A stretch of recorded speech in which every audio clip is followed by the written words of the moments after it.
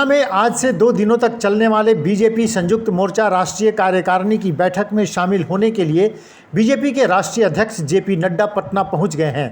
पटना पहुंचते ही जेपी नड्डा ने road show किया। इस रोड शो में जेपी नड्डा के साथ बीजेपी के तमाम बड़े नेताओं के साथ हजारों की संख्या में बीजेपी कार्यकर्ता शामिल हुए।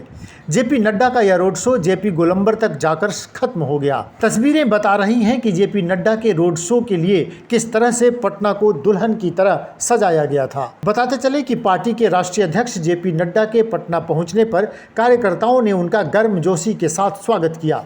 पटना एयरपोर्ट से जेपी नड्डा हाईकोर्ट स्थित बाबा साहब भीमराव अंबेडकर के प्रतिमा स्थल पर पहुंचे, जहां उन्होंने बाबा साहब की प्रतिमा पर माल्यार्पण करने के बाद रोड शो की शुरुआत की।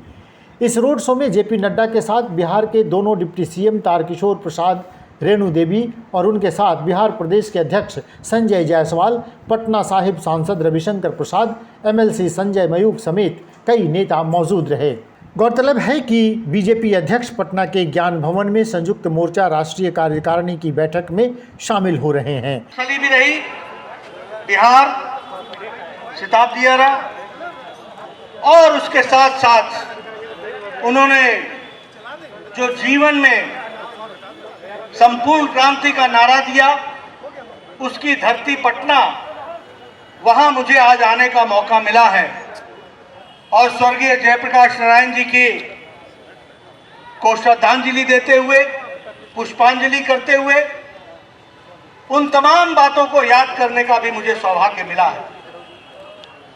मुझे याद है शायद 5 जून 1974 इसी गांधी मैदान से लाखों की संख्या में हस्ताक्षर लेकर अब्दुल गफूर जी की सरकार को बर्खास्त करने के लिए गवर्नर आर.डी. भंडारे को हम मेमोरेंडम देने गए थे। आज जब मैं यहाँ जयप्रकाश जी के इस पवित्र स्थान पर आया हूँ तो ये मुझे नई ऊर्जा भी देती, प्रेरणा भी देती और उनके बताए हुए शब्द भी मुझे अच्छी तरीके से याद है।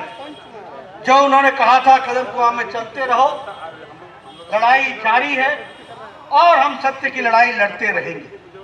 आज उसी बात को लेकर हम सब लोग चले हैं और इस क्रांति को आगे बढ़ाने में अपना योगदान हम सब लोगों का बना रहे, यही ईश्वर से कामना करता हूं। इन्हीं शब्दों के साथ बहुत बहुत धन्यवाद। जेपी नड्डा के स्वागत के लिए पूरे पटना को पोस्टर बैनर से पाट दिया गया है। पटना एयरपोर्ट से लेकर गांधी मैदान तक बीजेपी नेताओं और कार्यकर्ताओं ने पूरे इलाके को झंडे, पोस्टर, बैनर से ढक दिया। कई जगहों पर स्वागत के लिए तोरण द्वार और मंच भी बनाए गए हैं।